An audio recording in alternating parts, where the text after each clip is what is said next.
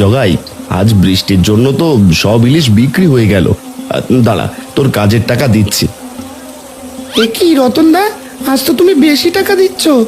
আজ তোর প্রথম দিন, তাই টাকা একটু বাড়িয়ে দিলাম।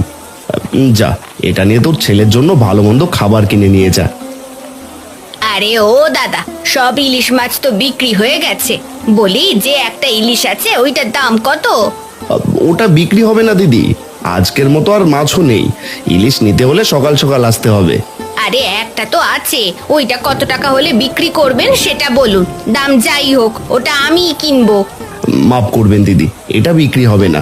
আপনি যত টাকায় দিন না কেন, তাতে কোনো লাভ হবে না। বললাম তো দ্বিগুণ দাম দেব, অনেক লাভ করতে পারবেন। দিলে দিন, নগদ টাকায় কিনে নেব। না না দিদি, ওটা কিছুতেই বিক্রি হবে না। আপনি এবার আসুন। আরে ও রতনদা, তুমি কি পাগল হয়ে গেলে নাকি? মহিলা দ্বিগুণ দাম দিতে চাইলো, তবু তুমি ইলিশটা বিক্রি করলে না কেন? ওইটা বিক্রি করলে কিছু টাকা পেতাম, কিন্তু ইলিশটা তো আমি তোর জন্য রেখেছি। তুই বলেছিলি না তোর ছেলের জন্য ইলিশের পাতলা ঝোল খাওয়াবি।